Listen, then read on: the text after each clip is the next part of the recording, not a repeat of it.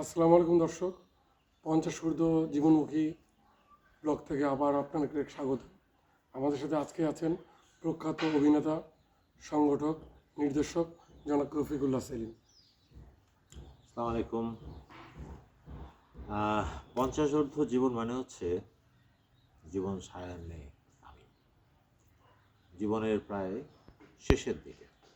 কিন্তু এই কথাটা যদি আমার ভিতরে আসে যে আমি জীবনের শেষের দিকে আছি, তাহলে আমি যে কদিন বাঁচবো সে কদিন কিন্তু আনন্দ আনন্দ নিয়ে বাঁচতে পারবো না। আনন্দ নিয়ে বাঁচার জন্য আমাকে ভাবতে হবে আমি মাত্র 30 ক্রস করেছি।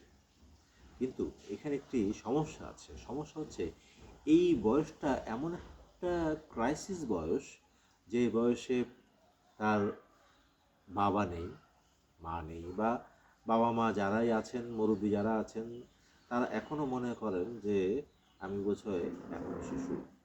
আবার যারা আমাদের বাচ্চা কাচ্চা যারা আছে, তারাও এখন মোটামুটি বুঝের বয়স হয়েছে, তারা মনে করে আমরা ওল্ড ডেটেড, ব্যাক ডেটেড। তো সব কিছু মিলিয়ে এই বয়সটা পার করাটা খুব ডিফিকাল্ট। এটা যেমন আমি আমার বাবা মাকে মনে করেছিলাম যে তারা ব্যাক ডেটেড, ঠিক সেরকম আমার ছেলেমেয়েরাও আমাকে ব্যাক ডেটেড মনে করে।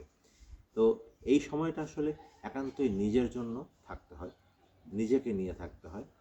আর সবচেয়ে বড় বিষয়টা যেটা হচ্ছে সেটা হচ্ছে যে এই সময়টায় সে যদি তার নিজের বিষয় আশয়গুলো নিয়ে ভাবে, তাহলে সবচেয়ে মঙ্গল।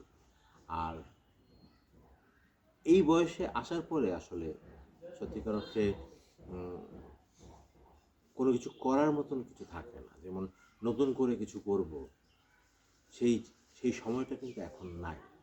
অর্থাৎ যারা এখন আমাদের চাইতে কম বয়সের আছে, তাদের জন্য আমার বলার হচ্ছে এইটাই যে তারা যা কিছু করার সেটা যেন 30 থেকে 35-এর মধ্যেই সম্পন্ন করে।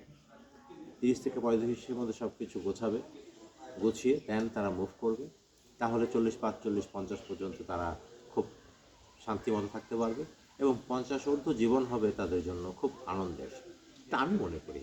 আমি জানি না, হয়তো অনেকের কাছে অনেক কিছু মনে হতে পারে। এই আর কি। ধন্যবাদ।